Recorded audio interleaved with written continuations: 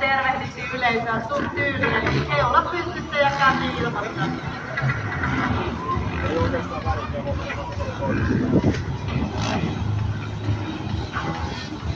Meinasin sanoa, että tässä vähän kokeillaan ja lämmitellään, mutta ei tässä mitään näköjään kokeiltu, vaan lähdettiin heti tosiaan tuntiin toimiin. Ja sieltä ei tullaan vauhdilla. Ajoperin kautta käännöksiä, siellä lopussa on pieni. Ja nyt tullaan hienoa talukoiden jälkeen siellä. Tulee hienoa kuvaa ja sieltä päästään.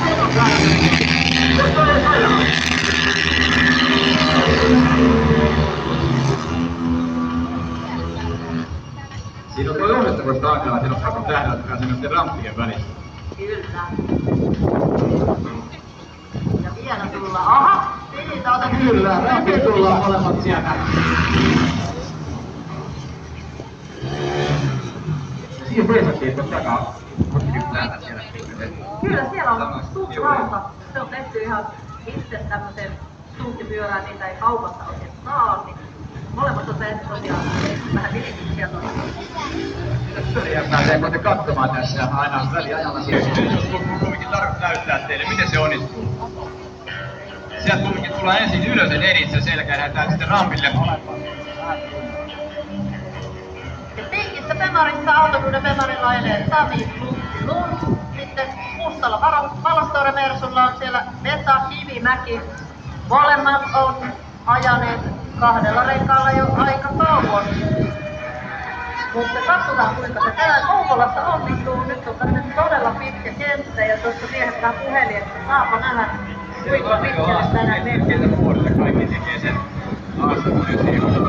Vesa aloitti aikanaan näitä stunttioppat. Siinä kun mitä oli jäsessä, kun siinä mentiin kahdella pyörällä. Ja sitten siitä harjoitteli sitä päästyään. Ja sitten se sen oppi kyllä, miten se ajetaan kahdella renkaalla. Ja on sitten tehnyt pitkään näitä hommia sen jälkeen, että kyllä kunnilla on sen alusta kieltämättä. Kohtaan se nähdään, onko se alusta. Kyllä. Ja myöskin tuolla Samilla on, eli Luntilla, niin sama homma. Ritariassa on koulun jälkeen katsottu ja sitten aikuisiellä tehty rappi. Ja yksi Pemari meni aika, sanotaanko, perunan näköiseksi. Joo, nyt Näitä opittiin.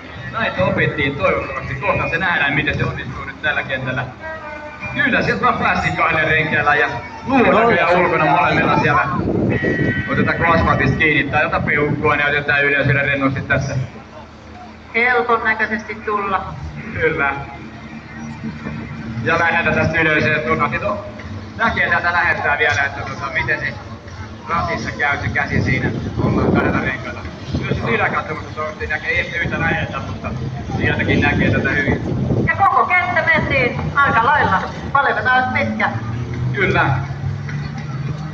Elikkä homma on selvästikin hyppysissä, mutta tietenkin sitä haastetaan ja tehdään haastavammaksi tässä, mitä pidemmälle mennään. Kyllä se on, ja asetus tuota äskeistä haastavampi on se, että kuski on siellä ylosassa autossa. Ja äsken oltiin niin alhaalla, että pystyi kädet koskettaa maata, mutta nyt siis vähän sama kuin polkupyörällä, tästä valittiin semmoinen renkaan. Se vaikka tasapaino on siellä yläinnossa ihan eri tavalla. Juuri näin. Katsotaan onnistuuko.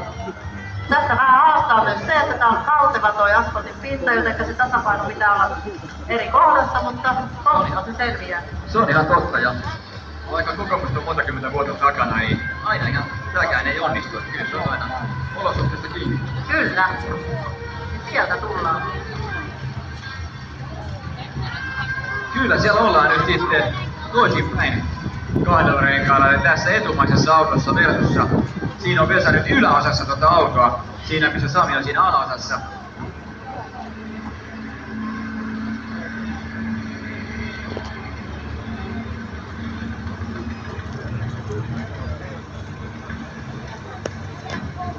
Ja koko matka mennään näinkin.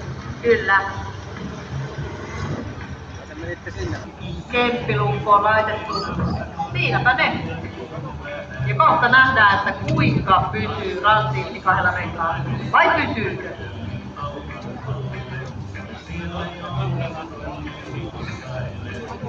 Ja nyt tullaan. Ja siihen se jääpi. Ja ei muuta kuin kauppaa vai mihin asti mennään.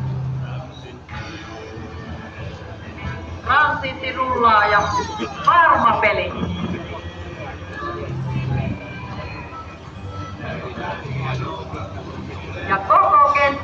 näytetään tästäkin, eli ei mennä tuurilla, vaan kyllä taidolla mennään.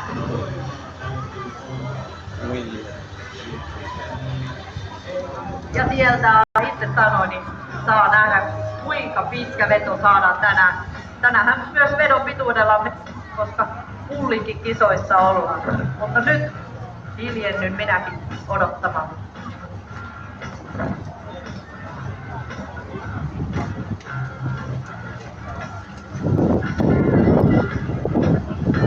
Sieltä tullaan. Ja siinä ollaan ja mennään ja haetaan ja pysytään. Ja edelleen pysytään. Ja homma näyttää siltä, että kyllä pääsy lähenee. Ja kohta saattaa rysähtää näin.